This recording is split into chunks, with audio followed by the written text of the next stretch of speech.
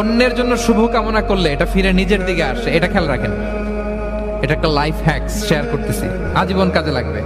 অন্যের জন্য যেটাই ভালো কামনা করবেন এটা ঘুরে আপনার দিকে আসবে। অনেকে বলে হুজুর ওর জন্য দোয়া করে আমার কি লাভ?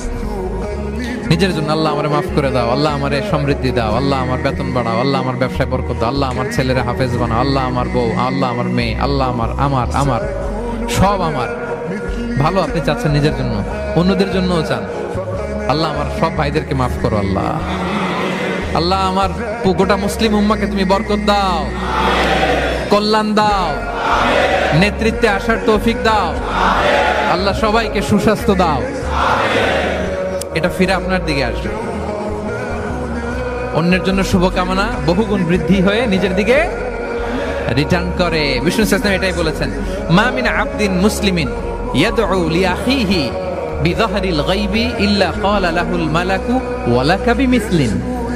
কেউ যদি তার ভাইয়ের অনুপস্থিতি তার ভাইয়ের জন্য দোয়া করে, ফেরেশতারা ওই দোয়াটা তার জন্য আগে আগে করে। তাহলে অন্যের জন্য শুভকামনা করলে, দোয়া করলে লাভ না লস?